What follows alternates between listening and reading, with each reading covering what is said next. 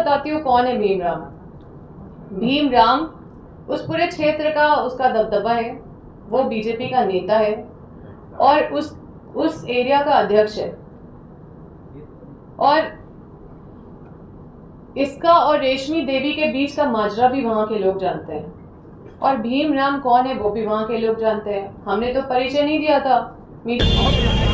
Police को वो तारीफ करते नहीं थक रही थी, आज वही उस पुलिस को गलत साबित करने की कोशिश कर रही है। तो ये उनका पर्सनल जो मामला है उसको लेकर के बाइस होकर के वो इस तरह का बयान दे रही है।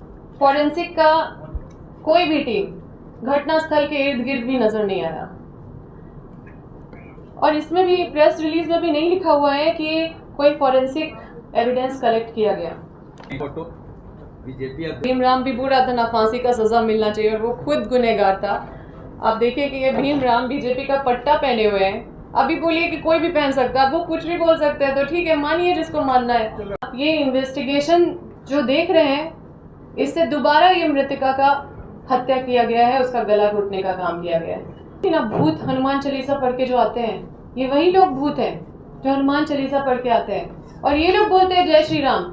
इनको देख के हम लोग बोलते हैं राम राम और ये लोग इतने पापी लोग हैं। यही बोलना चाहती हूँ कि पूरा सिस्टम ने मिलके इस बच्ची का दोबारा गला घोटने का काम किया है और मैं फिर से आवाज़ लगाती हूँ, आपके माध्यम से मांग करती हूँ कि इस पूरे कांड का सीबीआई का जांच हो। हजारीबाग के विष्णुगढ़ में नाबालिग युवती की निर्मम हत्या के मामले में पुलिस खुलासे के बाद अब सियासत तेज हो गई है। कांग्रेस की राष्ट्रीय सचिव अंबा प्रसाद ने प्रेस कॉन्फ्रेंस कर झारखंड पुलिस और डीजीपी तताशा मिश्रा पर गंभीर आरोप लगाए हैं। अंबा प्रसाद ने कहा कि पुलिस द्वारा जारी प्रेस रिलीज में सोची समझी कहानी गढ़ी गई है। उन्होंने सवाल उठाया कि जहां हत्या 2 दिन पहले हो चुकी थी, वहीं प्रेस नोट में अष्टमी की रात घटना बताई गई। ऐसे में पुलिस की कार्यप्रणाली पर ही सवाल खड़े होते हैं। उन्होंने जांच को लेकर कई अहम बिंदुओं को नज़रअंदाज करने का आरोप लगाया। कांग्रेस नेता ने यह भी पूछा कि ये केस से जुड़े बयानों में बदलाव किया गया है, साथ ही धनेश्वर पासवान और भीमराम जैसे नामों की भूमिका स्पष्ट क्यों नहीं की गई है। अंबा प्रसाद ने दावा किया है कि भीमराव जो कथित तौर पर बीजेपी से जुड़ा बताया जा रहा है, उसके राजनीतिक संबंधों को छिपाने की कोशिश की गई। उन्होंने कुछ तस्वीरें भी साझा की जिनमें उसके बीजेपी कार्यक्रम में शामिल होने का दावा किया गया। उन्होंने कहा कि मामले में एसआईटी का गठन तो किया गया, लेकिन इसके बावजूद ठोस सबूत सामने नहीं आए। गिरफ्तारी और पूछताछ की टाइमलाइन पर भी सवाल उठाते हुए उन्होंने कहा कि पुलिस 10 दिन बाद सक्रिय क्यों हुई, जबकि आरोपी खुलेआम घूम रहे थे। अंबा प्रसाद ने यह भी आरोप लगाया कि डीएनए टेस्ट नहीं कराया गया, जिससे दुष्कर्म के एंगल को खारिज कर दिया गया। उनके मुताबिक पुलिस की पूरी प्रेस विज्ञप्ति एक सोची समझी कहानी है, जिसमें पुलिस कई जगहों पर फंसती दिख रही है। फिलहाल कांग्रेस ने इस पूरे मामले की निष्पक्ष जांच के लिए सीबीआई जांच की मांग उठाई है। पार्टी का कहना है कि इस केस में न सिर्फ पुलिस की कार्यप्रणाली पर सवालों के घेरे में है, बल्कि पूरे सिस्टम ने मिलकर पीड़िता के साथ न्याय करने में विफलता दिखाई है। कहानी बनाया चंदा मामा, ये वो बहुत सारी चीजें वो कह रही हैं और उसके बाद आप लोग मतलब आपके गठबंधन की सरकार है और उसमें अंबा प्रसाद है। समझ लीजिए, अंबा प्रसाद का अपना राजनीतिक जो कार्यक्रम है वहाँ बड़का गांव में, वहाँ उनका घर टूट गया, जमींदोज कर दिया गया। कानूनी प्रक्रिया के तहत उसका जो भी कार्रवाई पुलिस के द्वारा किया गया वो हुआ, उससे वो विक्षिप्त है। और जिस पुलिस को वो तारीफ करते नहीं थक रही थी, आज वही उस पुलिस को गलत साबित करने की कोशिश कर रही है। तो ये उनका पर्सनल जो मामला है उसको लेकर के बाइस होकर के वो इस तरह का बयान दे रही है। लेकिन सच्चाई जो है वो सच्चाई है, जिसको आप भी जान रहे हैं और पूरी पुलिस प्रशासन और हम लोग भी जान रहे हैं। सभी मीडिया बंधु को जोहार। चंदा मामा की कहानी लगता है सबको रास आ गई है। बंदी भी वापस ले लिया गया, मशाल जुलूस भी वापस हो गया और हो भी क्यों ना, क्योंकि कहानी के रचयिता भी यही लोग हैं, पात्र भी यही लोग हैं, चरित्र भी वही लोग हैं। मैं डीजीपी मैडम तताशा मिश्रा, आपको पता है कि मैं माननीय डीजीपी मैडम, आदरणीय डीजीपी मैडम तताशा मिश्रा जी जो आपके द्वारा पुलिस अधीक्षक कार्यालय में 1/4/2026 को आपके निर्देशानुसार जो प्रेस कॉन्फ्रेंस करवाया गया था या प्रेस रिलीज जारी कराया गया था, कुसुम्बा और विशुनगर के उस बच्ची के जघन्य अपराध जिसने किया था उसका उद्भेदन के रूप में, उस प्रेस विज्ञप्ति को जब पढ़ते हैं तो झारखंड पुलिस के काबिलियत पे हंसू या रो समझ में नहीं आता है। ये प्रेस विज्ञप्ति है, मैं एक कॉपी आपको भी देती हूँ। मैं कोई एक प्रेस विज्ञप्ति रिसीव कर लीजिए। जब पूरा प्रदेश और पूरे देश में ये सनसनीखेज हत्याकांड का खुलासा को लेके, उसका कारण को लेके या गिरफ्तारी का उद्भेदन को लेके बेचैनी से लोग इंतजार कर रहे थे, तब 1/4/2026 को ये प्रेस रिलीज जारी किया जाता है मध्य रात्रि में। अब मेरा सवाल जो है वो पूर्ण रूप से ये प्रेस रिलीज पे आधारित है। कुछ भी प्रेस रिलीज में जो लिखा हुआ है उससे बाहर नहीं है। और मेरा सवाल सीधा डीजीपी मैडम से है, जो मैं सीधा आती हूँ सवाल पे। मैं शुरू करती हूँ पैरा 2 से।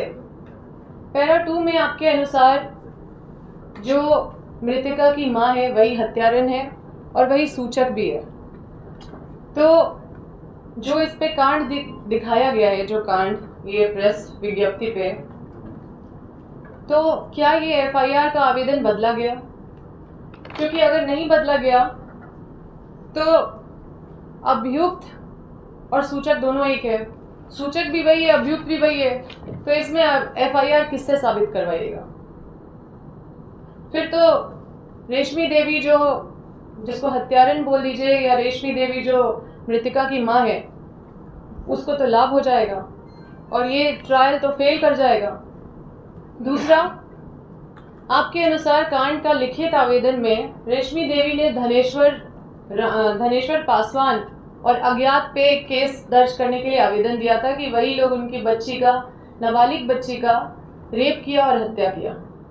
अब ये 8-9 दिन में हम लोग को पता नहीं चल पाया कि धनेश्वर पासवान का क्या हुआ। आपने धनेश्वर पासवान के साथ क्या किया? क्योंकि एफआईआर तो किया है, तो क्या वो निर्दोष है? क्या उसको क्लीन चिट दिया? कौन है धनेश्वर पासवान? अभी आते हैं तीसरे पैराग्राफ पे। ये 26 तारीख को एसआईटी का गठन किया गया। 30 तारीख के शाम से पहले एसआईटी का गठन में बड़े बड़े आईपीएस ऑफिसर भी थे सारे, मतलब ये एसआईटी गठन जो हुआ उसमें बड़े बड़े आईपीएस ऑफिसर हैं इस एसआईटी में। लेकिन 30 तारीख के शाम के पहले किसी को भी घटना के इर्द गिर्द भी नहीं देखा गया। सब सो रहे थे क्या? अब आते हैं पैरा 4 पे। ये जो लिखा गया है पैरा 4 पे, ये कौन सा तकनीकी साक्ष्य और असूचना आप संकलन किए और कब किए? कौन सा तकनीकी साक्ष्य और कौन सा असूचना आप संकलन किए हैं, कब किए हैं? और कब ये भीम राम और ये जो मृतिका की माँ है रेशमी देवी और जो भक्ताइन है शांति देवी, कब ये लोग से पूछताछ किए? अब इनके द्वारा जो पुलिसिया बयान लिया गया, तो क्या सिर्फ इनके द्वारा पुलिसिया बयान को छोड़ के क्या आपने कोई सबूत इकट्ठा किया? क्योंकि पुलिसिया बयान पे कोर्ट में नहीं चलता, उसके आधार पे आप किसी को अरेस्ट कर सकते हैं, लेकिन कोर्ट में पुलिसिया बयान के हिसाब से ट्रायल नहीं चलता, ना ही उस पर सजा होता है। तो क्या सबूत आपने इकट्ठा किया? सिर्फ कहानी से तो नहीं होगा ना। अब ये जो घटना स्थल है, जिसमें मीडिया लोग भी बात कर रहे थे, घटना स्थल में जहाँ आप लोग गए भी थे, आम आदमी बात कर रहा है कि जो क्राइम स्पॉट है उसको आप लोग सिक्योर नहीं किए, जो एविडेंस है उसको सिक्योर नहीं किए, शुरू से अब तक उसको सील नहीं किया गया, उसको सिक्योर नहीं किया गया, उसको खुला छोड़ दिया गया। क्यों छोड़ा? जवाब दीजिए। आपने कहा कि रेशमी देवी का बेटा सुधीर सिंह बरसों से बीमार चल रहा है। क्या आपने बीमारी का कागजात इकट्ठा किया? कि वो कौन सी बीमारी से ग्रसित था, कि उसका कौन से हॉस्पिटल में इलाज चल रहा था? क्या आपने कोई साक्ष्य इससे जुटाया इस तरह का? अब अभियुक्त रेशमी देवी के बारे में ये लोग प्रेस रिलीज में लिखते हैं कि भूमि विवाद था, लेकिन भूमि विवाद का केस नंबर नहीं बताते हैं, उसमें कुछ लिखते नहीं है कि भूमि विवाद का केस नंबर क्या है या किसके साथ भूमि विवाद है। ये तो आपने नहीं लिखा, क्योंकि हम तो गए थे वहां पे और हमको पता है कि उसका कोई भूमि ही नहीं है, उसका तो बस इंदिरा आवास है। अब पता नहीं ये भूमि कहाँ से पैदा हो गया भाई। अब आते हैं पैरा 5 पे। डीजीपी मैडम, ये से आप लोग समझ सकते हैं, तो मैं बताती हूँ कौन है भीमराम। भीमराम उस पूरे क्षेत्र का उसका दबदबा है, वो बीजेपी का नेता है और उस एरिया का अध्यक्ष है। और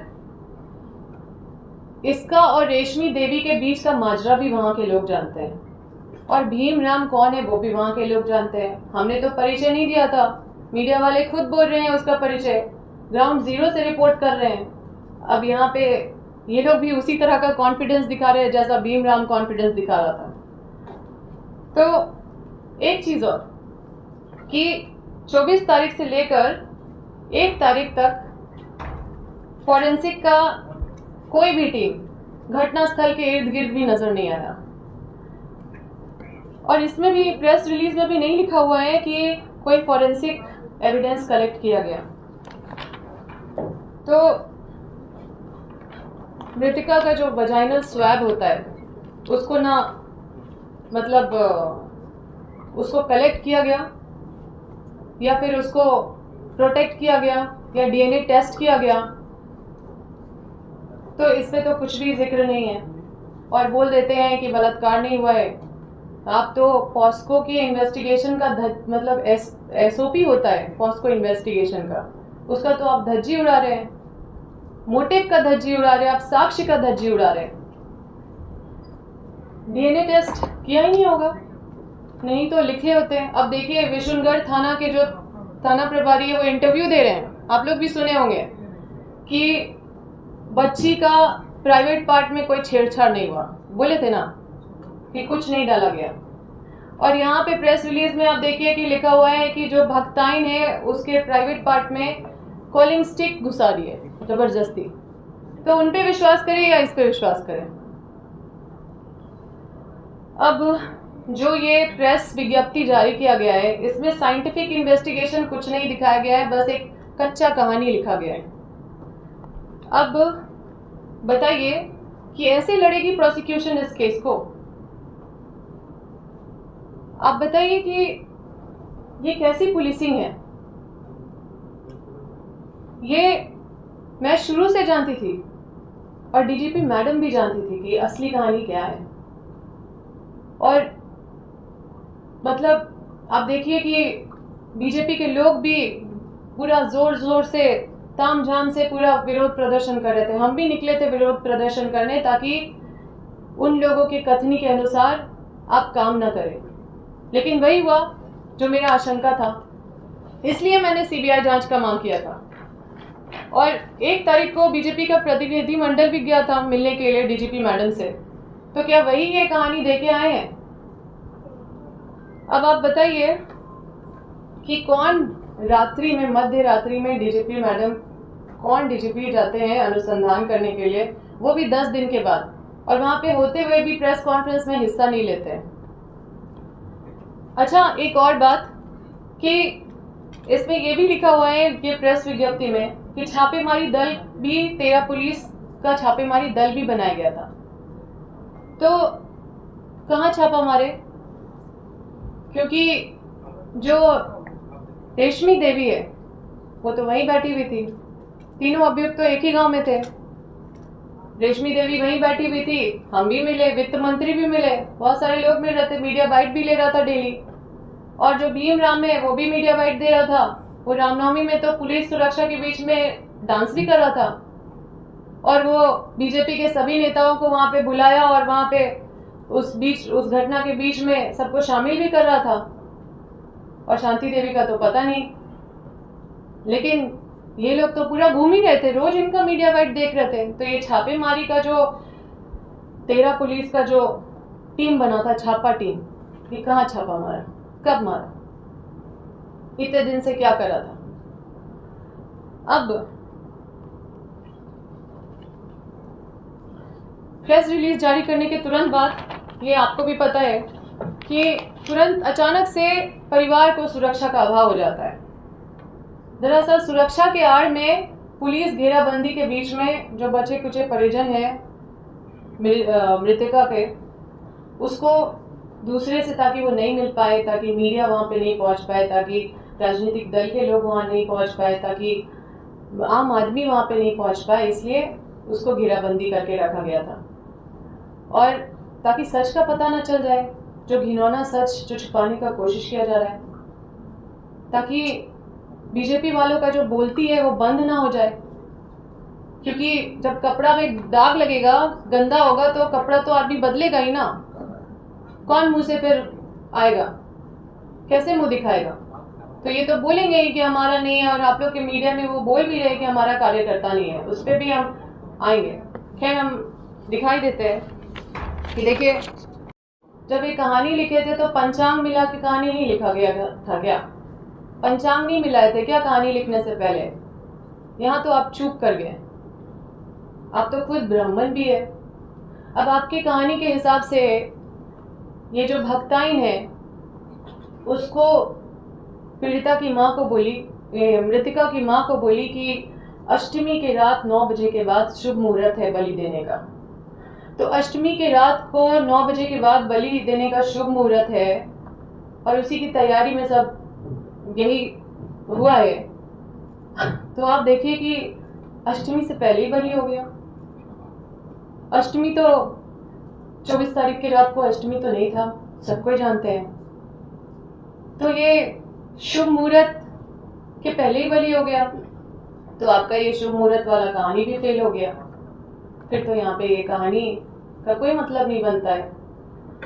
अब ये तो बड़ा अजीब नहीं लग रहा आप लोगों को कि शुभ मुहूर्त तो बड़ा गड़बड़ा गया है, तो बड़ा ही अशुभ मुहूर्त में बलि हो गया भाई।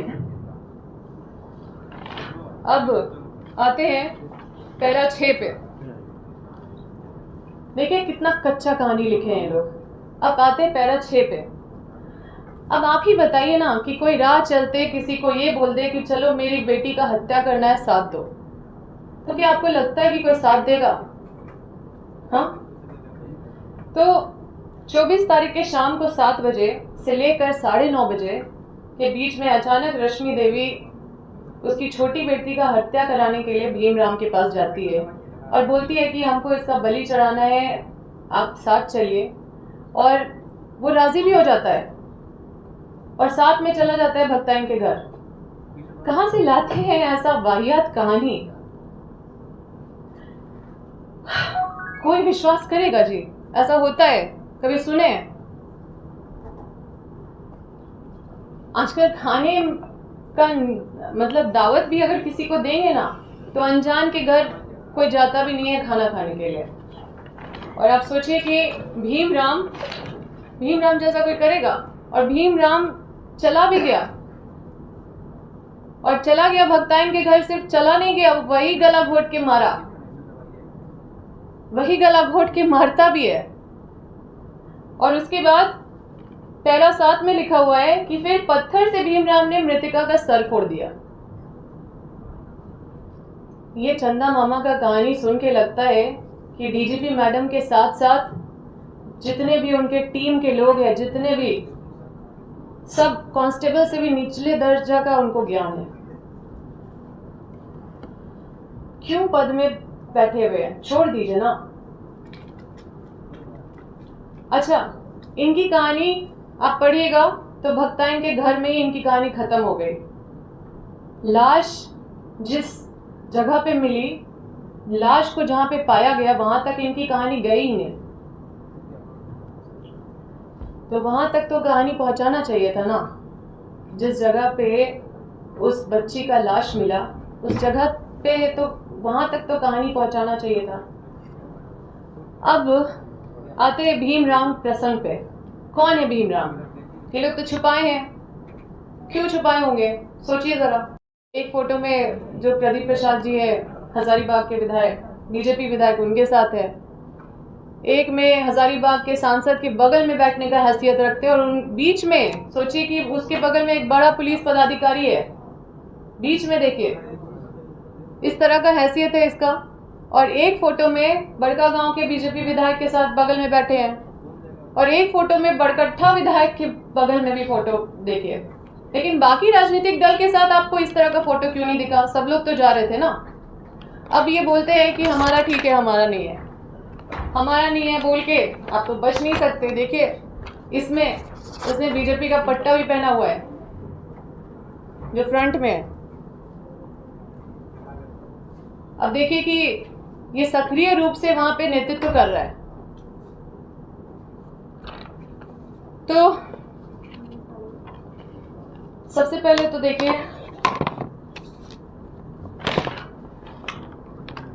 मृतिका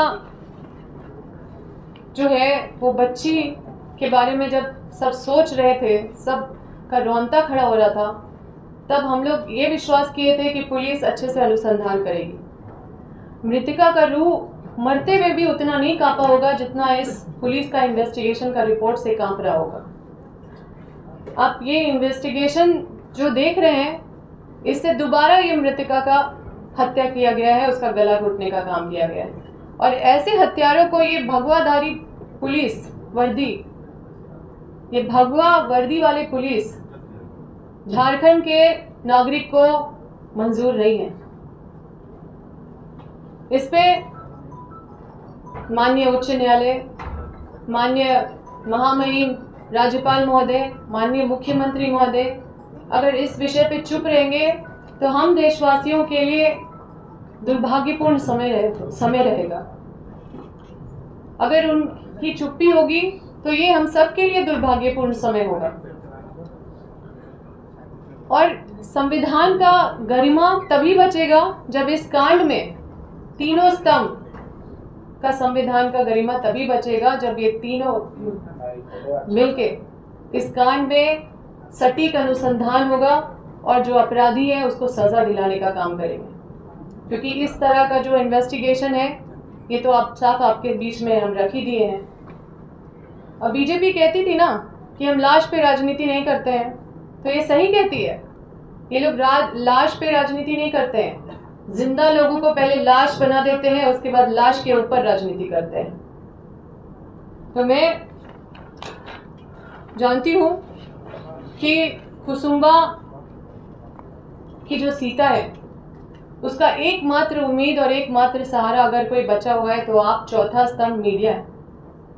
और मुझे पूरा भरोसा है कि आप इस अन्याय पे चुप नहीं रहिएगा। और मैं फिर से ये मांग करती हूँ कि इस केस का सीबीआई जांच हो और बताइए ना, ये कैसी राजनीति है, ये कैसा न्याय है और ये कैसा देश है। मतलब किस तरह से ये लोग कितने सफाई से कच्चा कहानी लिख रहे हैं। यही लोग हैं जो मैं बोलती थी ना, भूत हनुमान चालीसा पढ़ के जो आते हैं, ये वही लोग भूत हैं जो हनुमान चालीसा पढ़ के आते हैं। और ये लोग बोलते हैं जय श्री राम, इनको देख के हम लोग बोलते हैं राम राम। और ये लोग इतने पापी लोग हैं। मुझे नहीं लगता कि मुझे और कुछ बताने का जरूरत है। मैं यही बोलना चाहती हूँ कि पूरा सिस्टम ने मिलके इस बच्ची का दोबारा गला घोटने का काम किया है। और मैं फिर से आवाज़ लगाती हूँ, आपके माध्यम से मांग करती हूँ कि इस पूरे कांड का सीबीआई का जांच हो और जो दोषी है, जो दोषी अभियुक्त है उस पर भी कार्रवाई हो और जो दोषी पुलिस है उस पर भी कार्रवाई हो। अच्छा अम्बा जी, आपके अनुसार खोल के रख दिए हैं। हम तो पुलिस नहीं है ना, लेकिन एक पढ़े लिखे स्टूडेंट के तौर पे बोलिए या पढ़े लिखे सिटीजन के तौर पे बोलिए या एक महिला का जो भावना है उसके तौर पे जो जिज्ञासा होता है, उसको जब आप भी ये जब प्रेस विज्ञप्ति पढ़ रहे होंगे तो आपके मन में भी कई सारे सवाल आ रहे होंगे। तो निश्चित रूप से ये मेरे अगर किसी भी सवाल का अगर आपको लगता है कि हमने कोई गलत सवाल उसमें उठाया है तो आप बताइए। अगर पुलिस पदाधिकारी को लगता है कि अम्बा प्रसाद ने कोई गलत सवाल किया है तो आप बताइए प्रेस कॉन्फ्रेंस करके कि अम्बा प्रसाद ये सवाल गलत उठा रही है।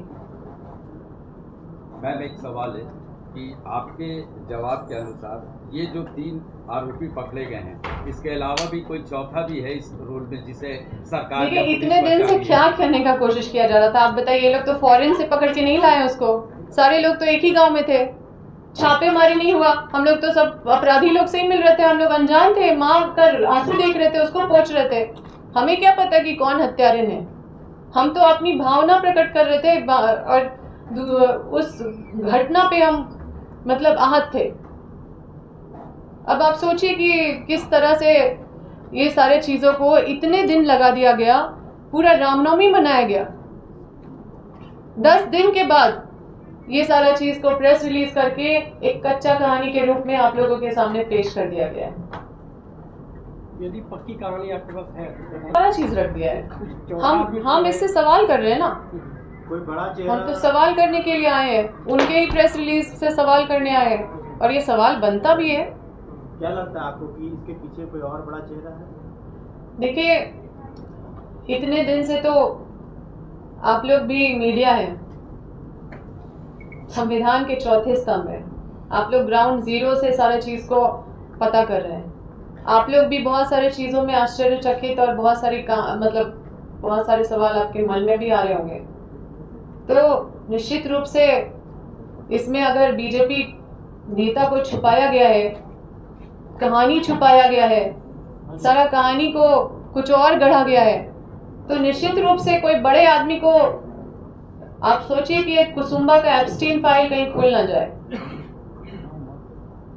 क्या इसके लिए भी ये लोग ये घिनौना काम नहीं कर रहे होंगे? मैम भीमराम के बारे तो प्रदेश बीजेपी अध्यक्ष साफ कर रहे हैं, फोटो बीजेपी अध्यक्ष भीमराम भी बुरा था, ना फांसी का सजा मिलना चाहिए और वो खुद गुनहगार था। आप देखिए कि ये भीमराम बीजेपी का पट्टा पहने हुए हैं, अभी बोलिए कि कोई भी पहन सकता है, वो कुछ भी बोल सकते हैं, तो ठीक है मानिए जिसको मानना है, ठीक है, मानिए। धन्यवाद।